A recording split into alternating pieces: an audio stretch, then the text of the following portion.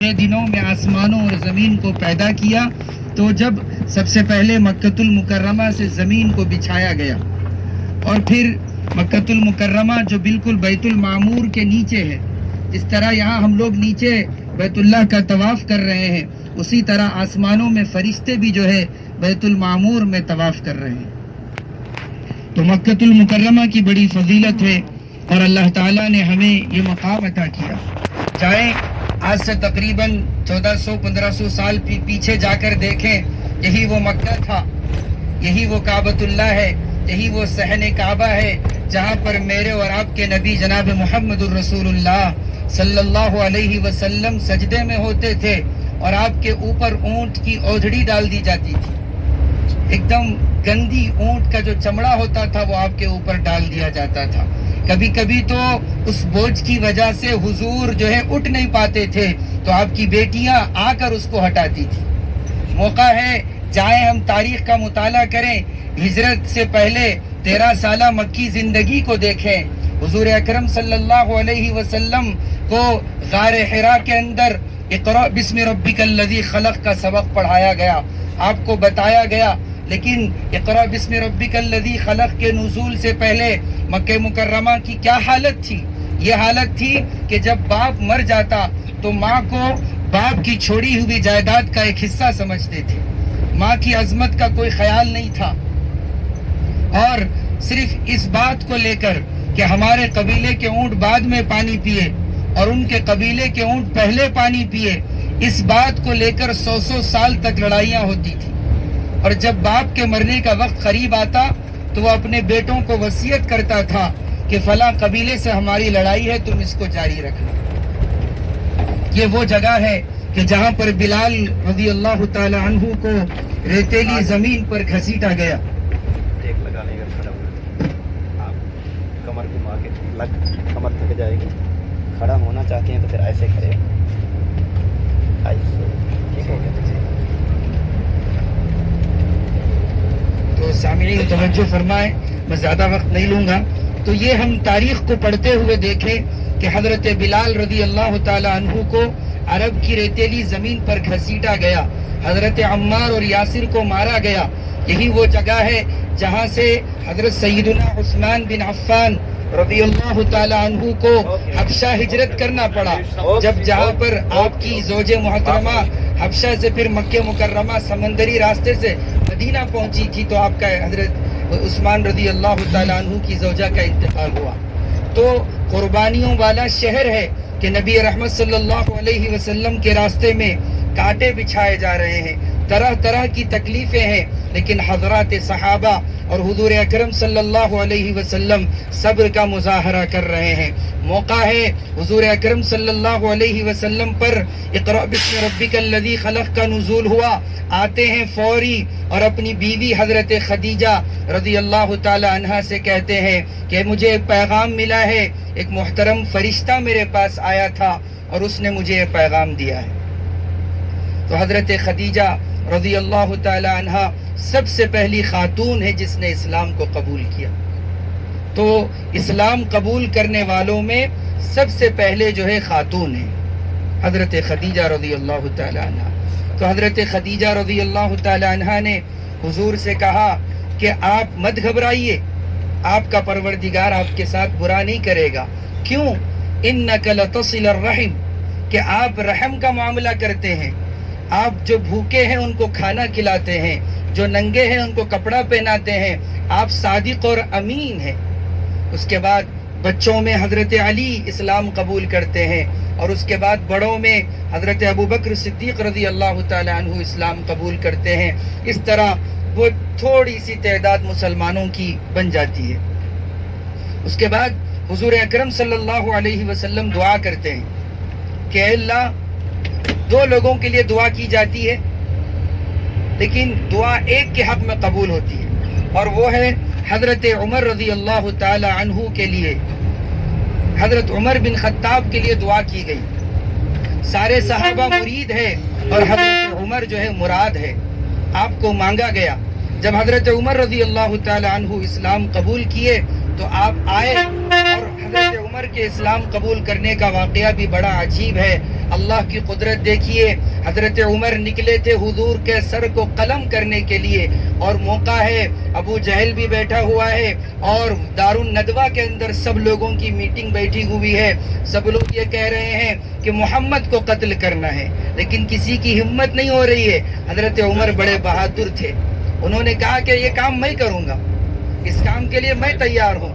لہذا حضرت عمر بن خطاب تیار ہوتے ہیں, اور وہ اس ارادے سے نکلتے ہیں کہ آج حضور کا کام تمام کر دیں گے. لیکن جب نکلتے ہیں تو راستے میں کہتے ہیں کہ لوگ عمر بن خطاب تم اپنی بیٹی اپنی بہن کا تو ذرا حال معلوم کرو کہ اس کا کیا حال ہے. معلوم ہوا کہ وہ اسلام قبول کر چکی ہے. اور جب حضرت عمر بن خطاب کو یہ معلوم ہوا کہ میری بہن نے اسلام قبول کر لیا, تو لہٰذا حضرت عمر اور غصے میں آئے اور اپنی بہن کے گھر تشریف لے گئے, اور زور سے جو ایک دروازہ کھٹکھٹایا, پہنچے اور غصے میں تھے. تو اس وقت بہن نے کہا کہ تو خطاب کا بیٹا ہے تو میں بھی خطاب کی بیٹی ہوں. لہٰذا بہن نے اپنے بھائی کی غیرت کو للکارا کہ جس طرح عمر بن خطاب تم خطاب کے بیٹے ہو, میں بھی خطاب کی بیٹی ہوں, لہذا تم پہلے میری بات تو سنو. بہن جب زور سے یہ بات کہی تو بھائی خاموش ہو گیا. اس کے بعد حضرت عمر رضی اللہ عنہ نے کہا کہ تم کیا پڑھ رہی ہو, مجھے دکھاؤ. تو اس وقت بہن نے کہا کہ تم غسل کرو, اس کے بعد میں تمہیں یہ بتاؤں گی. وہ کچھ آیتیں تھی جو تلاوت فرما رہی تھی بہن. اس کے بعد حضرت عمر رضی اللہ عنہ نے جب ان آیتوں کو دیکھا تو آپ کو جو ہے اسلام کی روشنی معلوم ہوئی, اسلام کی شان معلوم ہوئی. پھر حضور اکرم صلی اللہ علیہ وسلم کی غلامی میں آئے. جب حضرت عمر رضی اللہ عنہ حضور کی غلامی میں آئے تو حضور سے کہا کہ حضور ہم جو کام کر رہے ہیں یہ حق ہے یا نہیں ہے؟ یہ کام حق ہے, لہذا ہم رازدارانہ طور پر خفیہ طور پر دار ارقم میں جا کر نہیں کریں گے, مکہ کے صحن میں جا کر چلیں گے, اور مکہ کے صحن میں جا کر ہم نماز پڑھیں گے, مکہ کے صحن میں جا کر ہم جو ہے عبادت کریں گے. حضور سے حضرت عمر نے کہا کہ میں آگے رہتا ہوں, آپ سب لوگ پیچھے آئیے. اس وقت حضرت عمر رضی اللہ عنہ کی زبان پر یہ الفاظ تھے, اگر کسی کو اپنی بیوی کو بیوہ کرنا ہے تو میرے سامنے آئے, اگر کسی کو اپنے بچوں کو یتیم کرنا ہو تو میرے سامنے آئے.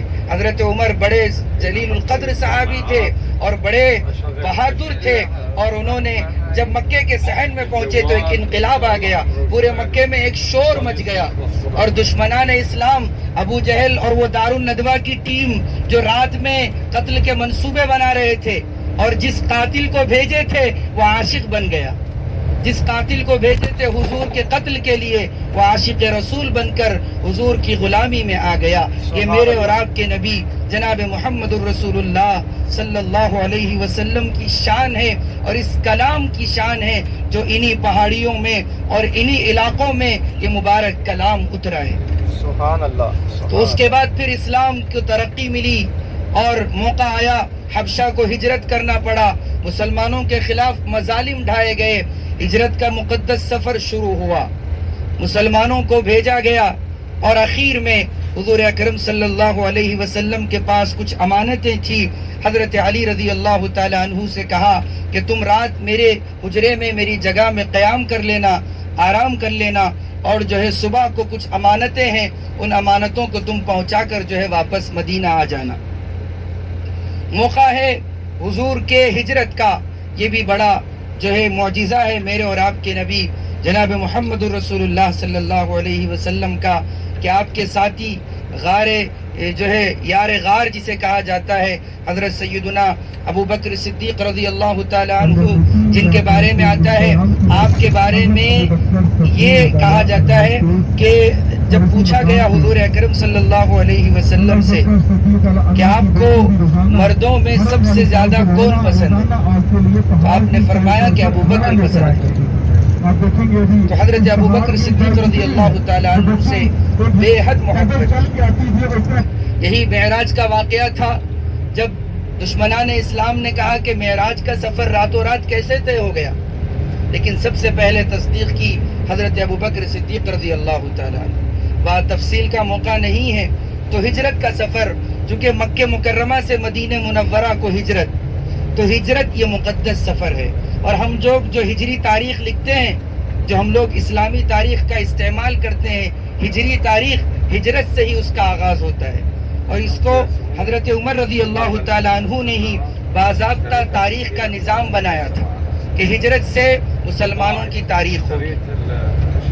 ہجرت مسلمانوں کے لیے ایک نیا انقلاب تھا، ایک نئی فتح تھی، ایک نئی کامیابی تھی، اور جب ہجرت کا موقع آیا تو صحابہ کرام رضوان اللہ تعالی علیہم اجمعین کے لیے بڑی مشکل کا مقام تھا، اور خود حضور کے لیے کہ یہ وہ جگہ مکہ جہاں پر بچپن گزرا تھا، جہاں پر رشتہ دار رہتے ہیں، جہاں پر دوست احباب رہتے ہیں، جہاں پر بچپن کی یادیں ہیں، ایسی جگہ کو چھوڑ کر جانا یہ بہت مشکل کام تھا، لیکن اسلام کے لیے، اعلاء کلمت اللہ کے لیے، اللہ کے کلمے کی سربلندی کے لیے، اسلام کی نشر و اشاعت کے لیے اللہ کے حکم کے آگے صحابہ نکلتے ہیں۔ حضرت ابوبکر صدیق رضی اللہ تعالی عنہ جو ہے ساتھ ہے، ہجرت کا سفر شروع ہوتا ہے، اور سب سے پہلا جو واقعہ مشہور ہے کہ غار ثور کے اندر جو ہے آپ قیام فرماتے ہیں، وہاں پر حضرت ابوبکر صدیق رضی اللہ تعالی عنہ نے کیسی جو ہے جافشانی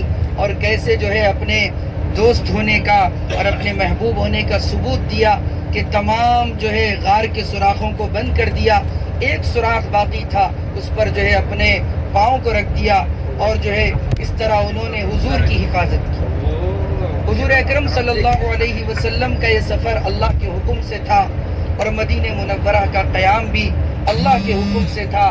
دیکھیے ہم جس مبارک جگہ پہ جا رہے ہیں، یہ کائنات کی سب سے عظیم ہستی، کائنات کے اولین و آخرین کی متبرک ترین شخصیت، اللہ کے بعد اگر کوئی ہستی ہے تو محمد الرسول اللہ صلی اللہ علیہ وسلم ہے۔ اس یقین کے ساتھ چلیں، مدینہ منورہ کے جب ہم قدم رکھیں گے اور مدینہ منورہ کا سفر ہے، درود پاک کا اہتمام ہونا چاہیے۔ ہر وقت اٹھتے بیٹھتے چلتے پھرتے درود پاک کا اہتمام کیجیے صلی اللہ علیہ وسلم۔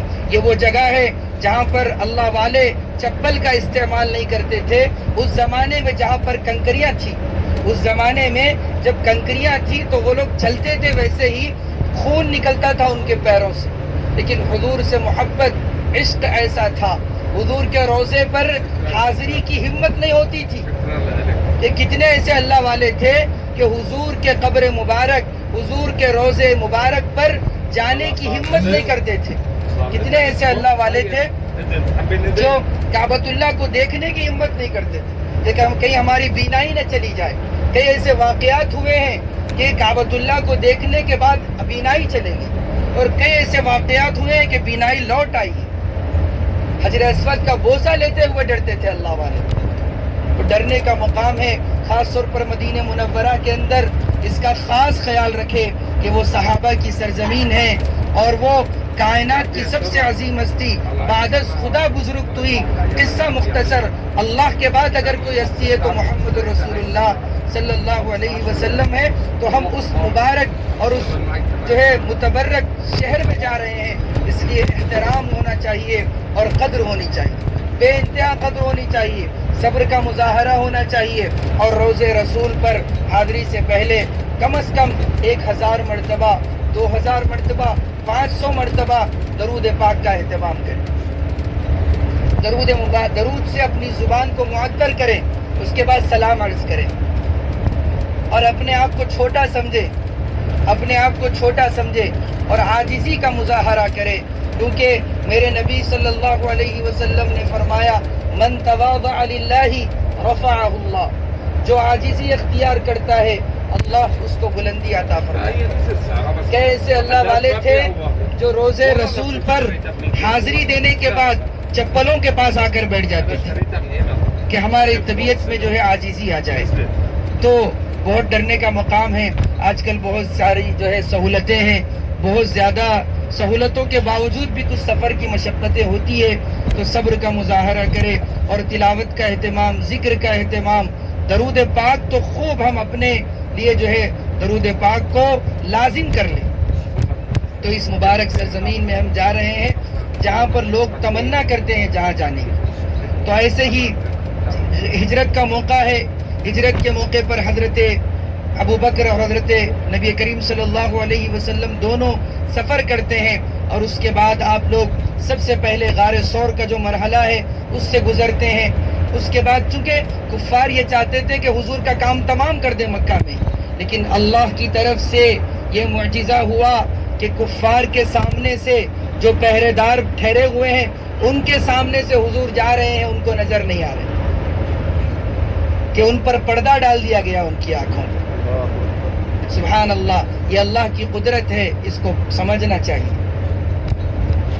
تو اس کے بعد پھر جو ہے پہنچتے ہیں مسجد قباء کا جو ہے واقعہ ہے کہ آپ نے جو ہے وہاں مسجد تعمیر کروائی اور وہاں پر جو ہے مسجد بنائی گئی، اور اس کے بعد پھر مدینۃ المنورہ مسجد النبوی بنائی گئی. اور مسجد النبوی جو بنائی گئی ہے وہ 2 یتیم بچوں کی زمین تھی. سہل اور سہیل یہ دونوں بھائی تھے، ان کی زمین تھی. جب حضور اکرم صلی اللہ علیہ وسلم کو معلوم ہوا کہ یہ 2 بھائیوں کی زمین ہے تو حضور نے ان دونوں بھائیوں کو بلایا اور اس کی قیمت پوچھی اور اس کی قیمت ادا کرنا چاہا. تو ان دونوں بھائیوں نے منع کر دیا کہ ہم اس کو اللہ کے لیے دے دیتے ہیں، لیکن حضور نے فرمایا کہ نہیں، لہذا ان کو قیمت ادا کی گئی یا ان کو بدلے میں زمین دی گئی. تو حضور اکرم صلی اللہ علیہ وسلم نے یتیموں کے ساتھ کیسا سلوک کیا. اور پھر یہاں پر یہ چیز بھی سمجھنے کی ہے کہ یتیم جو بچہ ہے اگر وہ کوئی چیز دیتا ہے اس کی عمر کو بھی دیکھا جائے گا. بہت سارے ہم لوگ اس میں غفلت کرتے ہیں کہ بہت سے اللہ والے ایسے ہیں کہ جب باپ کا انتقال ہو جاتا ہے تو جب تک وراثت تقسیم نہیں ہوتی اس گھر میں جو ہے کچھ کھانا بھی نہیں کھاتے. لیکن ہمارے پاس مسئلہ ایسا ہے، وراثت کا مسئلہ اتنا نازک ہے کہ لوگ اس کو اہمیت ہی نہیں دیتے، جبکہ اللہ تعالیٰ نے نماز کا مسئلہ اتنی وضاحت سے نہیں بیان کیا جتنا وراثت کے بارے میں بیان کیا کہ بہن کو کتنا ملے گا، بھائی کو کتنا ملے گا. لیکن ہمارے پاس تو خاص طور پر حیدرآباد میں دیکھیے کہ بھائی تمہاری شادی میں تو 12 لاکھ خرچہ ہوئے تھے، تمہاری شادی میں 20 لاکھ خرچہ ہوئے تھے، ابا بول دیے تھے جبھی شادی کے ٹائم پہ اتنا خرچہ کر دیے تھے. ایسا نہیں ہے، جو اس کو وراثت ملنی ہے وہ ضرور ملے گی، چاہے وہ دو یا نہ دو، اللہ نے اس کو لکھ دیا ہے. تو حضور اکرم صلی اللہ علیہ وسلم نے یہ چیز سمجھائی اور اس کے اندر اللہ اکبر اچھے لوگ اس کے اندر غافل ہیں وراثت کے مسئلے میں، ہر جگہ ہے. تو اس کو بھی ہم ختم کریں. تو پھر یہ ہجرت کا سفر شروع ہوا. مدینہ منورہ پہلے سے سازگار سرزمین تھی، پہلے سے لوگ وہاں پر حضور کے استقبال میں کھڑے ہوئے تھے. اور جب حضور آ رہے ہیں مدینے میں داخل ہو رہے ہیں تو وہاں کی چھوٹی چھوٹی بچیاں اور وہاں کے چھوٹے بچے، وہاں کے لوگ حضور کا استقبال کر رہے ہیں. اور کیسا استقبال ہے؟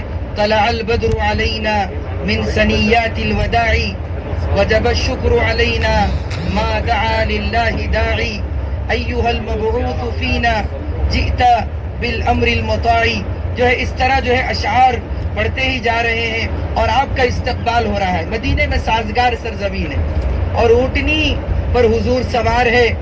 اور پھر مدینہ منورہ کے لوگ حضور کی آمد کے منتظر، جب بھی وفود آتے تو بولتے کہ حضور آپ ہمارے شہر آ جائیے، آپ مدینہ منورہ تشریف لائیے، ہم آپ کا استقبال کریں گے، ہم آپ کو اپنے پاس رکھیں گے. جب یہ مسئلہ تھا تو جب مدینے میں داخل ہوئے تو سب لوگوں کی یہ تمنا ہے کہ ہمارے گھر میں حضور قیام کریں. تمنا سب کی ہے. اب حضور نے کہا کہ اس تمنا کو، سب کی تمنا پوری کرنا تو مشکل ہے، سب کے گھر میں رہے، لہذا یہ اونٹنی جہاں رکے گی وہاں جو ہے اس گھر میں ہمارا قیام ہوگا. تو یہ اونٹنی جا کر رکتی ہے، کہاں پر رکتی ہے معلوم ہے نام؟ بہت مشہور صحابی ہے حضرت ابو ایوب انصاری رضی اللہ تعالیٰ عنہ، ان کے گھر پر جا کر اونٹنی رک جاتی ہے. اور پھر دیکھیے، میں یہ کہتا ہوں اور یہ پوری انسانیت یہ بات کہنے پر مجبور ہے، تاریخ انسانیت میں، انسانی تاریخ کے اندر حضرت آدم علیہ السلام سے لے کر آخری نبی جناب محمد الرسول اللہ صلی اللہ علیہ وسلم تک اور قیامت تک پوری انسانی تاریخ میں کبھی ایسا واقعہ پیش نہیں آئے گا جو انصار و مہاجرین کا پیش آیا ہے. انصار و مہاجرین نے، انصار نے مہاجرین کا ایسا استقبال کیا، مکہ سے آنے والے لوگوں کا ایسا استقبال کیا کہ میرے 2 باغ ہے تو 1 باغ ان کا ہے، میرے 2 گھر ہے تو 1 گھر مہاجر کا ہے. اس طرح کا استقبال کبھی نہیں ہوگا ایسا، اور نہ کبھی ہو. یعنی یہ ایک واقعہ ہے کہ مواخات مدینہ اور جو بھائی چارگی انہوں نے پیش کی مہاجرین کے ساتھ، کیسی ہمدردی. کتنا مشکل کام ہے، باغ دے دینا، گھر دے دینا. ان کو سٹیزن شپ دے دی گئی، ان کو شہریت دی گئی، ساتھ میں ان کو مکان دیا گیا، باغ دیا گیا. مہاجرین اور انصار خوشی سے رہ رہے ہیں. 13 سالہ مکی زندگی، اس کے بعد پھر 10 سالہ مدنی زندگی ہے. اور پھر جب دیکھے ہجرت کا پہلا سال ہے، کفار مکہ، قریش مکہ کو فکر ہونے لگی کہ مدینہ تو ریاست اسلام بن رہا ہے، یہ تو اسلامی مملکت بننے جا رہا ہے، لہٰذا اس کو ختم کرنا چاہیے. پورے مدینے کو ختم کر دیا جائے، مدینے کو مٹا دیا جائے، یہ منصوبے بنائے جا رہے ہیں. لیکن اس کے بعد پھر 2 ہجری کے اندر ان کی کوششیں شروع ہوئی.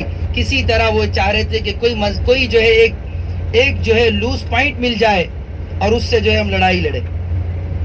اس کے بعد پھر معلوم ہوا کہ مکہ مکرمہ کے جو قافلے گزرتے تھے وہ مدینے کے کناروں سے گزرتے تھے. تجارتی قافلے ہوتے تھے، اور اس زمانے کے تجارتی قافلے بہت زیادہ سرمایے کے ہوتے تھے. ان کے اونٹوں پر بہت زیادہ مال ہوتا تھا، بہت زیادہ وہ تجارتی ہوتے تھے لوگ. تو ان لوگوں نے سوچا کہ یہاں سے گزر رہے ہیں. معلوم ہوا یہاں پر عبداللہ ابن ابی جو تھا، یہ مدینہ کے اندر یہ منافقوں کا سردار تھا. تو حضور اکرم صلی اللہ علیہ وسلم نے کئی مرتبہ اس کو دعوت دی، بالآخر وہ مجبور ہو کر اسلام قبول کر لیا تھا. لیکن اس کا اسلام اس نے ظاہری طور پر قبول کر لیا تھا، اندرونی طور پر وہ منافق تھا. تو عبداللہ ابن ابی کو مکے سے پیغام آنے لگا کہ تم نے ہمارے دشمن کو پناہ دی، لہٰذا یا تو تم انہیں قتل کر دو یا وہاں سے نکال دو. جب حضور کو اس کی اطلاع ملی تو حضور اکرم صلی اللہ علیہ وسلم نے سوچا کہ کس طرح اس کا مقابلہ کیا جائے. تو ایک وفد کو بھیجا گیا کہ مکے کے مدینے کے کنارے میں رہے، جس کے اندر غالباً حضرت عبداللہ بن حارث یا کوئی اور صحابی تھے، جن کو بھیجا گیا کہ تم وہاں پہ سراؤنڈنگ میں رہو، کہ کوئی قافلہ اگر حملہ کرنے آئے تو کچھ مسئلہ ہو تو پھر ہم کچھ کریں گے. ہم یہاں سے کوئی اگر واش روم جانا چاہتے ہیں تو جا سکتے ہیں، بتا رہے ہیں. استنجا وغیرہ کو جانا ہے تو جا سکتے ہیں.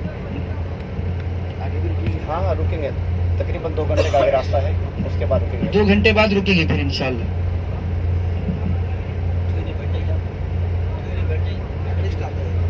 تھوڑی بات ختم کر کے بڑھ جاتے ہیں. اچھا جی بسم اللہ.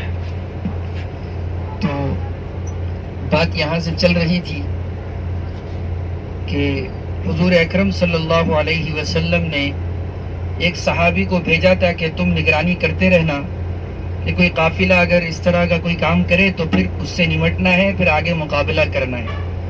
تو ان صحابی نے ایک حضرمی نامی کفار مکہ کو قتل کر دیا اور اس کا ساز و سامان بھی لے لیا.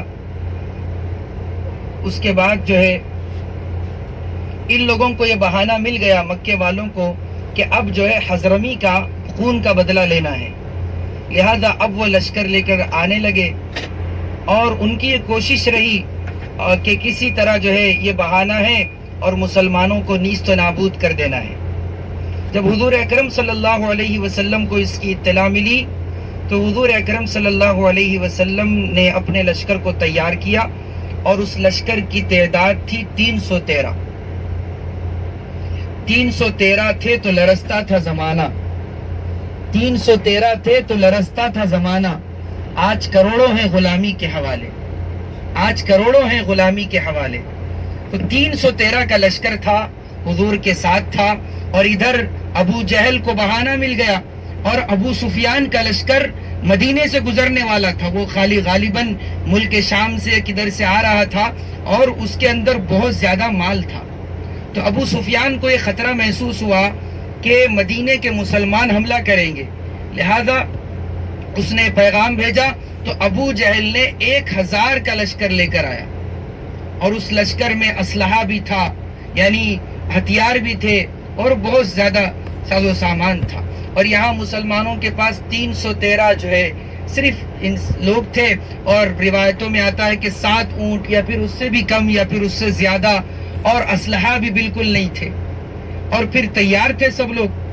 قرآن مجید نے اس واقعے کو اس طرح بیان کیا. یہ ہجرت کے دوسرے سال یہ واقعہ پیش آیا، اور یہ جنگ کی تیاری 2 رجب سے ہی شروع ہو رہی تھی.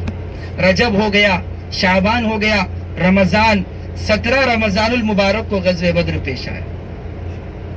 مسلمان تیار ہے، اور حضور اکرم صلی اللہ علیہ وسلم مسلمانوں کو لے کر ایک بلندی پر ٹھہر گئے تھے، پہاڑ کی بلندی پر کھڑے ہو گئے تھے.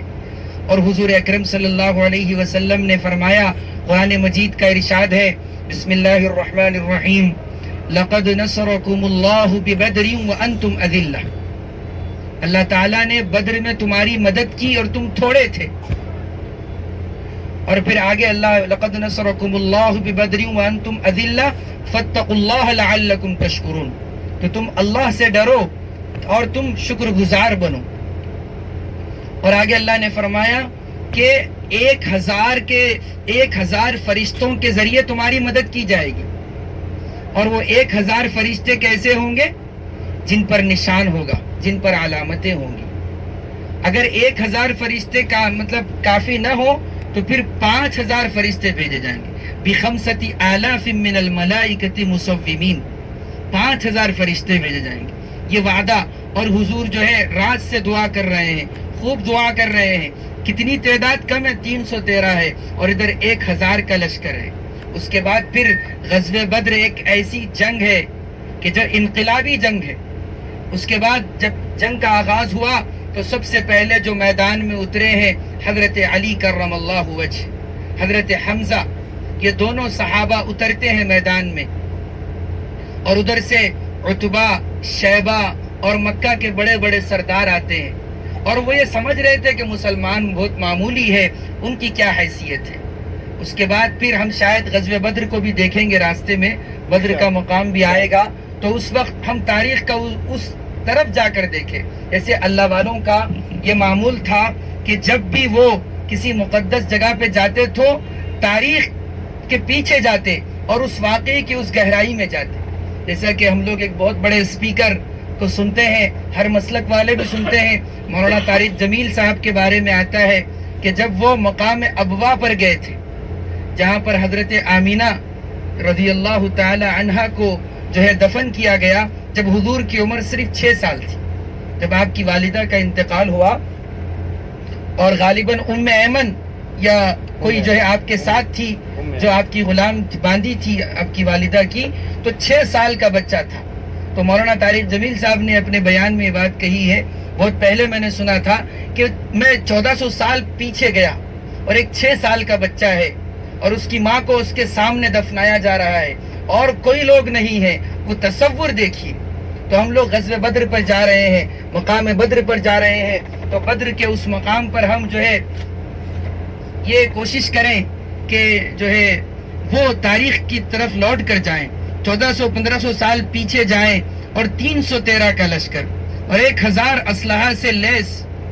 اسی لیے شاعر نے کہا ہے کہ 313 تھے تو لرزتا تھا زمانہ، آج کروڑوں ہیں غلامی کے حوالے. تو پھر اس کے بعد پھر ایک کے بعد ایک کو شہید کیا گیا، حتیٰ کہ جو ہے حضرت علی اور حضرت حمزہ رضی اللہ تعالی عنہما نے بڑے بڑے سرداروں کو شہید کیا، قتل کر دیا. اور پھر 1-2 بچے تھے، 9 عمر بچے تھے، جن کو حضور اکرم صلی اللہ علیہ وسلم جنگ میں آنے سے منع کر رہے تھے، لیکن انہوں نے بڑی شوق سے، بڑے کوشش سے جو ہے جنگ میں شریک ہوئے. ان کا یہ منصوبہ تھا کہ ابو جہل کو قتل کرنا ہے. اور یہ بات بھی ذہن میں رکھیے، غزوہ بدر ایسی جنگ ہے کہ سامنے رشتہ دار ہے، سامنے باپ بھی ہے، بھائی بھی ہے. مکے سے مدینہ تو آ گئے ہیں، لیکن مکہ کے دشمنوں میں بھائی بھی ہے، کفار مکہ میں باپ بھی ہے، رشتہ دار ہے، قبیلے کے لوگ ہیں. ان کا سامنا کرنا، ان کو قتل کرنا، یہ بہت مشکل کام تھا. تو ابو جہل پر ان دونوں بھائیوں نے ایسا حملہ کیا کہ کتابوں میں لکھا ہے جس طرح باز حملہ کرتی ہے اس طرح دونوں نے حملہ کیا، اور دونوں نے یک لخت جو ہے 2 وار کیا اور ابو جہل ختم ہو گیا۔ جیسے ہی ابو جہل ختم ہو گیا تو ان تمام لشکر کے جو لوگ تھے وہ پست ہو گئے، ان کا سردار جو ہے قتل کر دیا گیا، سب پست ہو گئے، اور جو ہے مسلمان کو کامیابی مل گئی، مسلمانوں کو کامیابی ملی، تعداد کم تھی، مال غنیمت حاصل ہوا۔ تو یہ اللہ تعالیٰ کی طرف سے یہ چیزیں ہوتی ہیں، اللہ تعالیٰ کی قدرت ہے، تعداد کو کبھی بھی نہیں دیکھنا چاہیے، اور اسلام نے تو یہ سبق پڑھایا ہے کہ ہم حق پر چلیں، سامنے والا کیا کر رہا ہے ہم اس کو ہرگز نہ دیکھیں۔ لیکن ہمارا مسئلہ ایسا ہے، ہمارے معاشرے کی، ہماری سوسائٹی کی یہ حالت ہے کہ بھائی ان کی پاس ایسا ہے، ہمارے پاس ایسا رہے تو کیسا رہیں گا۔ خاص طور پر شادی بیاہ کے موقع پر دیکھ لیجئے ہمارے شہر حیدرآباد یا پھر ہمارے دکن کے علاقوں میں کہ بھائی یہ جو ہے فلاں فنکشن ہال لیے تھے تو وہی لینا ہے، یا پھر اس سے تھوڑا کم، زیادہ نہیں چلے، زیادہ چلے گا لیکن کم نہیں چلے گا، کھانے 10 ہی رہیں گے تو ہماری شادی کامیاب ہوگی۔ اس طرح کی چیزیں نہیں ہونی چاہیے۔ لہذا تعداد کو ایسے بھی لوگ ملتے ہیں، الحمدللہ ہم سے ملاقاتیں ہوتی ہیں لوگوں کی، ایسے نکاحوں میں جانا بھی ہوتا ہے کہ لوگ جو ہے ماشاءاللہ لڑکے ایسا جذبہ رکھتے ہیں کہ میری شادی میں صرف جو ہے نکاح ہوگا اور جو ہے اس کے بعد رخصتی ہوگی۔ تو یہ جذبہ اور یہ شوق، یہ تعداد کو کبھی بھی نہیں دیکھنا چاہیے۔ انگلیوں پر گنے جا سکتے تھے صحابہ، لیکن ان کے تذکرے قرآن میں ہو رہے ہیں۔ اور پھر یہ غزوہ بدر کا موقع ہے کہ 313 صحابہ تیار ہے۔ اللہ تعالیٰ نے قرآن مجید میں صحابہ کی عظمت کو اس طرح بیان کیا، محمد الرسول اللہ، محمد صلی اللہ علیہ وسلم اللہ کے رسول ہے، والذین معہ اشداء علی الکفار، اور جو لوگ آپ کے ساتھ ہیں وہ کافروں پر سخت ہے، رحماء بینہم، آپس میں بہت مہربان ہے۔ آپس میں مہربانی کی کیا کیا مثالیں سنیں گے؟ ایک سب سے بڑی مثال تو یہی ہے مہاجرین اور انصار کی محبت۔ تو اس کے بعد آگے اللہ نے فرمایا تراہم رکعا سجدا یبتغون فضلا من اللہ ورضوانا، صحابہ وہ ہیں جن کو آپ کبھی رکوع میں دیکھ رہے ہیں، کبھی سجدے میں دیکھ رہے ہیں، وہ اللہ کے فضل کو تلاش کر رہے ہیں۔ لہذا ایک ایمان والے کو صحابہ سے اچھی سچی پکی محبت ہونا چاہیے۔ صحابہ سے محبت یہ ایمان ہے۔ اہل السنت والجماعہ کا یہ عقیدہ ہے کہ صحابہ سے محبت، تابعین اور تبع تابعین سے محبت، ائمہ اکرام سے محبت، سلف صالحین سے محبت، علماء اکرام سے محبت، دین کے کام سے محبت، دین کی خدمت کرنے والوں سے محبت، یہ ایک ایمان والے کا مزاج ہونا چاہیے۔ تو غزوہ بدر کے بعد پھر جیسے ہی غزوہ بدر میں مسلمانوں کو کامیابی ملی، 2 ہجری 17 رمضان، جیسے مسلمان کامیاب ہو گئے تو پھر کفار مکہ اور پورے عرب کے اندر یہ شور مچ گیا کہ مسلمان سیاسی اعتبار سے بھی آگے بڑھ رہے ہیں، پولیٹکس کے اعتبار سے بھی اب یہ لوگ آگے بڑھ رہے ہیں۔ اس زمانے کی پولیٹکس یہی تھی کہ ملکوں کو فتح کرنا، ایک دوسرے ملک پہ جاتا تھا، اس کو جو ہے وہاں کی فوج سے لڑائی ہوتی تھی اور اس پر قبضہ ہوتا تھا۔ تو مسلمان اب سیاسی اعتبار سے بھی آگے بڑھ رہے، تو اور ان کی کوشش بڑھی، اور پھر غزوہ احد کا موقع آیا۔ غزوہ احد کے اندر اللہ تعالیٰ کی طرف سے امتحان تھا ایمان والوں کو کہ جب اب مسلمانوں کا لشکر 1000 کا ہے اور دشمنوں کا لشکر غالباً 3000 کا ہے، اور ادھر مسلمانوں کو یہ یقین ہو گیا تھا کہ جب 313 تھے تو ہم کامیاب ہو گئے تھے غزوہ بدر کے اندر، اب تو ہماری تعداد 3 گنا زیادہ ہے، 1000 سے زائد لوگ ہیں، تقریباً 1200 لوگ ہیں، لہذا اب تو ہم ضرور جو ہے ہمیں فتح ملے گی۔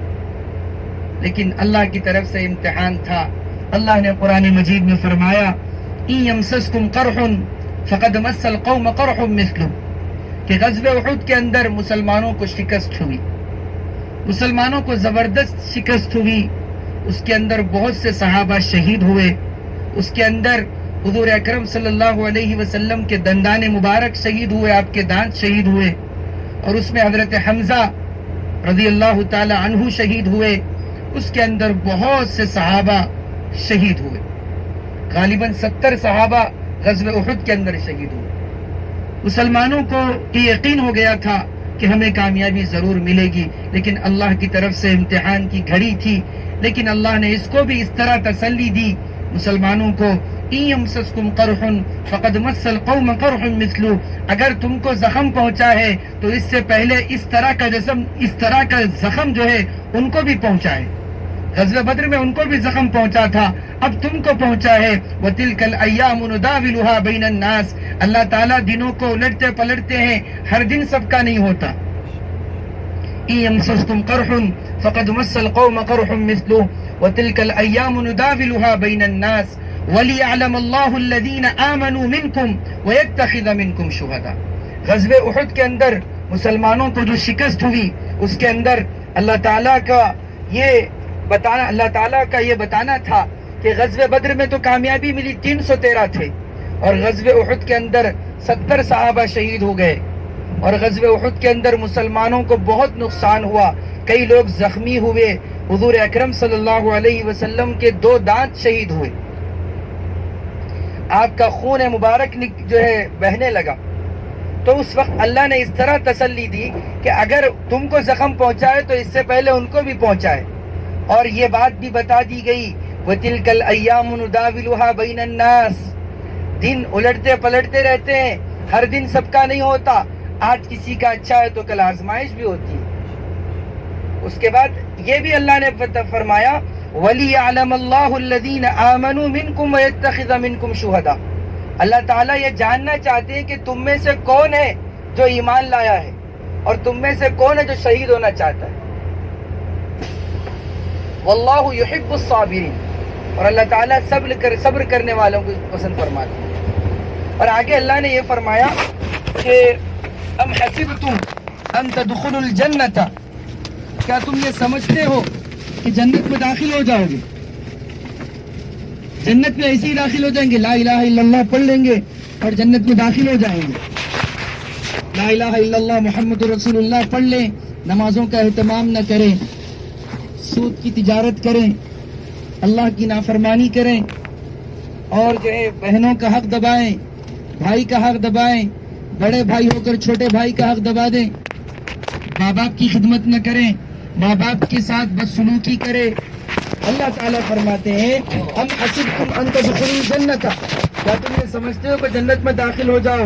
ولما يعلم الله الذين جاهدوا منكم ويعلم الصابرين، اور اللہ تعالیٰ یہ جان لے کہ تم میں سے کون صبر کرنے والا ہے اور کون جو ہے اللہ کے حکموں پر پابندی کرنے والا۔ صبر کا مطلب یہ نہیں، ہم لوگ صبر کو بہت مخصوص کرتے ہیں، صبر کا مطلب مار لگ گیا تو صبر کرنا ہے، درد ہے تو صبر کرنا ہے، گناہوں سے بچنا بھی صبر ہے۔ الصبر عن المعصیہ، گناہوں سے بچنا بھی صبر ہے، بد کلامی سے بچنا بھی صبر ہے۔ صبر کا مفہوم بہت وسیع ہے کہ سامنے گناہ کا راستہ ہے، سامنے جو ہے طرح طرح کی جو ہے سہولتیں ہیں، اور ادھر جو ہے صبر کے راستے پہ جائیں گے تو مشقتیں ہیں، لہذا صبر کا مظاہرہ ہونا چاہیے۔ تو بتانا یہ مقصد تھا کہ غزوہ بدر کے اندر کامیابی ملی، غزوہ احد میں ناکامی ملی، اس کے بعد پھر کامیابیوں کا سلسلہ شروع ہوا، صلح حدیبیہ ہوا، پھر مکہ فتح ہوا۔ مکہ فتح ہوا، مکہ کیسے فتح ہوا؟ بغیر کسی لڑائی کے فتح ہوا۔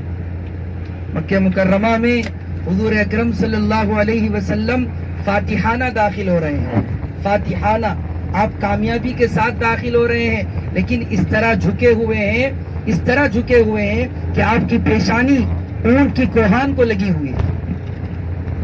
حضور اکرم صلی اللہ علیہ وسلم مکہ میں داخل ہو رہے ہیں، مکہ فتح ہو گیا، مکہ مسلمانوں کے ہاتھ میں آ گیا، سب لوگ پریشان ہیں کہ حضور جو ہے بدلہ لیں گے، اپنے جو ستائے ہیں ان سب کا بدلہ لیں گے، سب لوگ ڈر رہے ہیں، پریشان ہیں، لیکن حضور اکرم صلی اللہ علیہ وسلم کی عاجزی، آپ کی مسکنت اور آپ کی قربانی اور آپ کا اخلاص للہ، یہ دیکھیے کہ حضور اونٹ پر بیٹھے ہوئے ہیں، اس طرح جھک کر جا رہے ہیں کہ آپ کی پیشانی اونٹ کی کوہان کو لگ رہی ہے، اس طرح جھک کے مکہ میں داخل ہو رہے ہیں۔ دیکھیے ہمارے پاس اگر معمولی کوئی بڑا عہدے پہ آ جائے، یا بڑے جو ہے کسی کو ترقی مل جائے تو کیا جلوس، کیا نعرے اور کیا کیا چیزیں ہوتی ہے.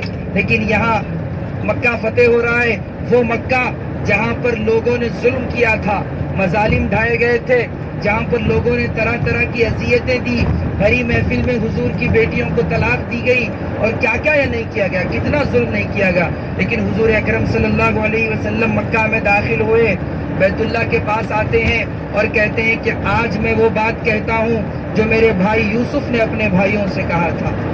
یوسف علیہ السلام نے اپنے بھائیوں سے کہا تھا لا تثریب علیکم اليوم اذهبوا انتم الطلقاء، کہ کسی پر کسی قسم کا جو ہے بوجھ اور کسی قسم کا بدلہ نہیں ہے، تم سب آزاد ہے.